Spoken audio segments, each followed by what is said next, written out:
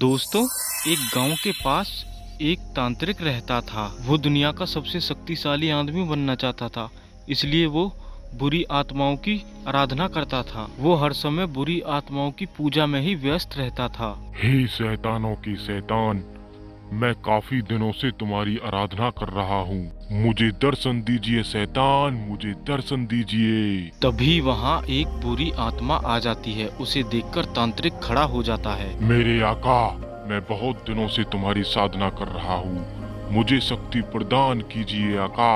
तुझे एक मासूम इंसान की बलि देनी होगी, फिर जो तुझे चाहिए वो मिल जाएगा। ठीक है आका, मैं बलि देने के लिए तैयार हूँ। लेकिन मेरी एक बात का विशेष ध्यान रखना, जिस इंसान के पास ईश्वर की दी हुई दिव्य शक्तियाँ होंगी वही तुम्हारा अंत कर सकेगा। ठीक है मेरे आका, मैं पूरा ध्यान रखूंगा। फिर शैतान वहाँ से गायब हो जाता है। अब मुझे एक मासूम इंसान की बलि देनी होगी, फिर मैं सर्व शक्तिशाली बन जाऊंगा, मुझे कोई नहीं मार सकता। रमेश नाम का आदमी रास्ते पर चलता है। क्या हुआ रमेश भाई, कुछ परेशान से लग रहे हो, कहाँ जा रहे हो तुम? अरे भैया, क्या बताएं तुमको, कई दिनों से हमारी तबीयत बहुत खराब है, कोई फायदा ही नहीं पड़ रहा। अरे भैया, पर तुमको हुआ क्या है? भैया क्या बताएं, कुछ दिन से सब कुछ अजीब अजीब लगता है और शरीर भारी भारी रहता है। भैया तुम पे ऊपर चक्कर है, हमारी बात मानो, तांत्रिक के पास जाओ, कोई तुम्हें ठीक कर सके। तुम बिल्कुल सही कह रहे हो भैया, हमें भी बिल्कुल ऐसे ही लगे। ठीक है भैया, तो तुम जाओ तांत्रिक के पास, हम चलते हैं घर को अपने। ठीक है भैया, हम भी जाते हैं तांत्रिक के पास। फिर रमेश उस आदमी की बात मानकर तांत्रिक के पास चला जाता है।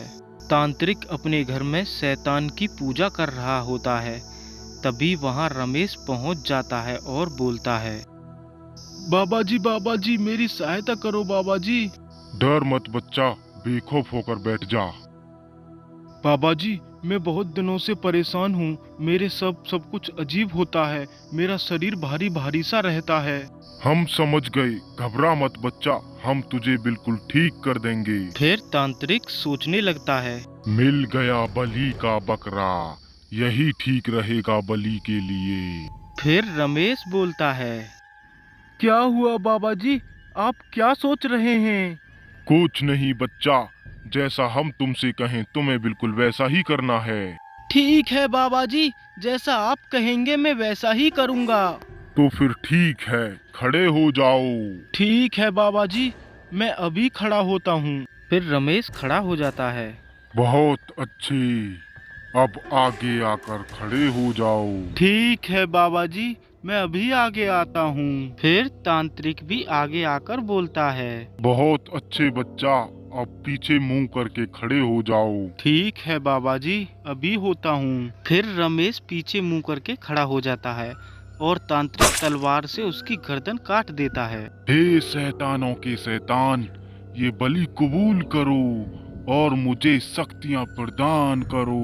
तभी शैतानों का शैतान वहाँ प्रकट हो जाता है। बोल बच्चे, तेरे को क्या चाहिए? हे शैतानों के शैतान, मुझे इस दुनिया का सबसे ताकतवर आदमी बनना है। ठीक है, आज से तू ही इस दुनिया का सबसे शक्तिशाली आदमी होगा। जिस इंसान के पास ईश्वर की शक्तियाँ होंगी वही तुझे मार सकेगा। ठीक है आका।